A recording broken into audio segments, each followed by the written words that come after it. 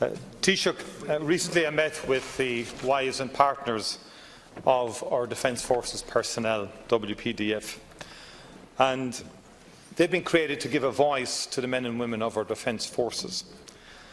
And their story was a harrowing one, and one that should be deeply worrying to every member of this House. And they provided me with a compilation of testimonies from wives of personnel in our Army, Navy and Air Corps. They're heartrending. A common theme throughout the testimonies is the inability to make ends meet on a daily basis. To quote from one of the testimonies, "We have no future. We will never own our own house. We will never be able to afford a holiday, to send our children to college. These used to be priorities for us, but now all we want is to be able to put food on our kitchen table every night." There are daily worries right throughout the testimonies of how they're going to feed their families because, quote, "our money is not good enough." Unable to pay electricity bills and utility bills. Some dependent on money lenders.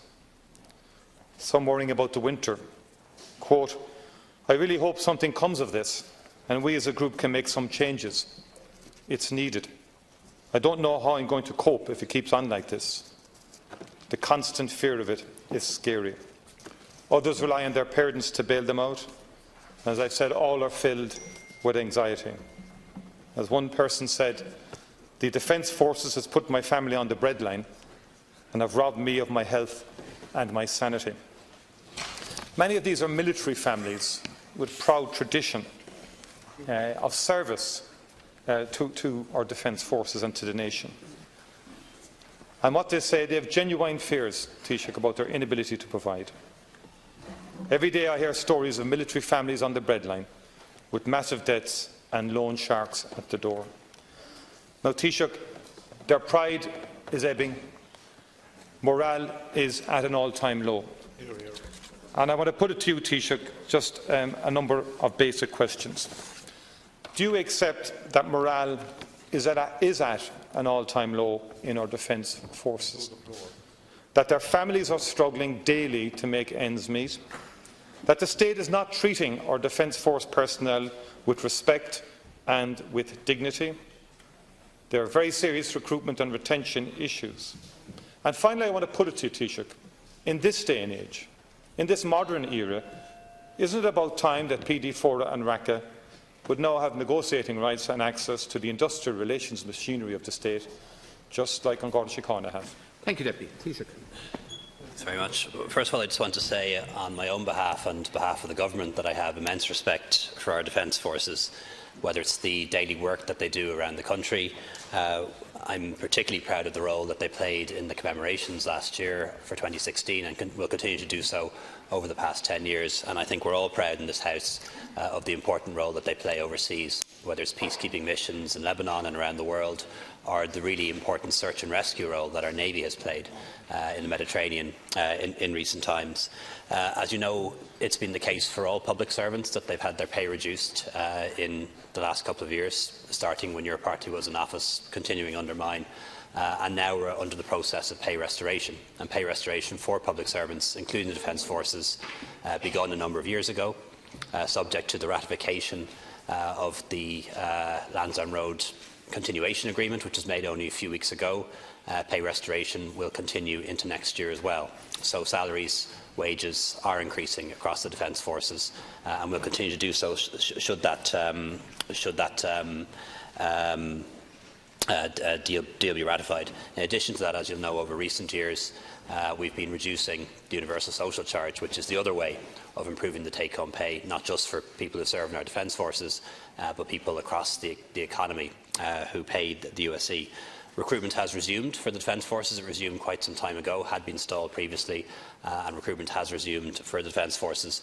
And when we do advertise for new recruits to the Defence Forces, the number of people applying very considerably exceeds the number of places available, and that is very encouraging because it suggests that there are lots of people who do want to become members of our Defence Forces, notwithstanding the terms and conditions that are currently in place. I do acknowledge, of course, that there are some very specialised areas where we have a particular problem with recruitment, but recruiting in general at entry levels hasn't been a problem in recent years.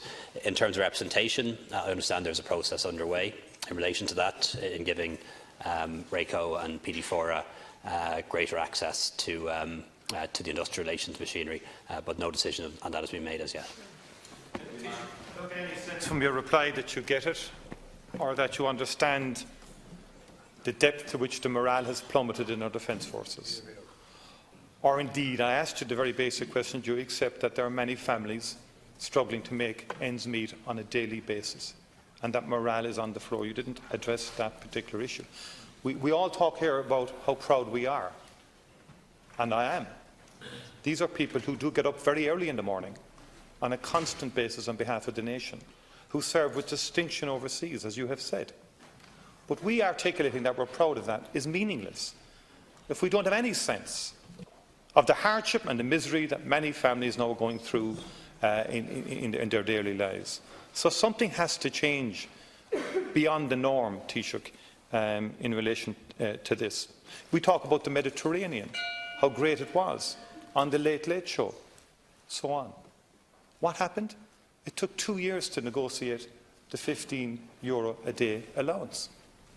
Even the public service agreement of recent times, it's 13 a week extra, that hasn't been paid yet, I'm told, by the spouses. The duties, 24-hour duties when they come back from overseas, €20 a day for duties. A lot can be done. Thank you, Deputy. Now the time is up.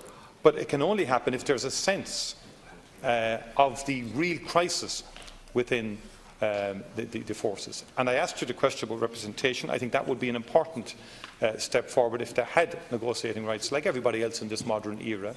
And I think that's something you might clarify whether the government is intent on doing that. But on a bigger picture, Taoiseach, I would put it to you, I think it needs an overarching commission to look at the future role of our defence forces and a pathway for them so that life can be one of quality again working in the defence forces, and where dignity and pride in what they do can be restored in terms of not just paying conditions but the overall environment and the quality of life that they experience as members of our defence forces. Taoiseach. First of all, Deputy, I absolutely accept that very many families, not just in our defence forces but across the country, are finding it very hard to make ends meet. Particularly families who have additional costs, whether it's mortgage or rent or childcare or loans to pay back. So it's absolutely the case that there are very many families in the defence forces and well beyond that are struggling to make ends meet. The question is, what's the government doing about it? First of all, wages are rising again, and pay restoration is occurring in the public service, has started already and will continue into next year at an accelerated pace than had previously been planned, should the agreement that we've come to with the unions be ratified, and I'm confident that it will be ratified. We're reducing personal taxation, reducing the USC, did that last year, we'll continue to do so, hopefully with your support in the next budget and in the years ahead. We're also trying to reduce the cost of living for families, for example introducing the affordable childcare scheme and much better childcare subsidies for families who need childcare. We've brought in rent controls in areas where there are high rents in the rent pressure zones to contain the cost of rent for people. We've reduced medical costs, for example the prescription fee for elderly people, but also in addition to that free GP care for all children under 6. Now I know the Defence Forces have a much better arrangement than that when it comes to free medical care, but that's an important change for a lot of families around the country. And also, of course, there are provisions funded out of my former department, for example the family income supplement, which ensures that anybody who works more than 19 hours a week and has a family is not in poverty because they can apply for the family income supplement. And secondly, just announced last week, a 25% increase in the back-to-school clothing and footwear allowance, which will benefit over 250,000 children in low-income families.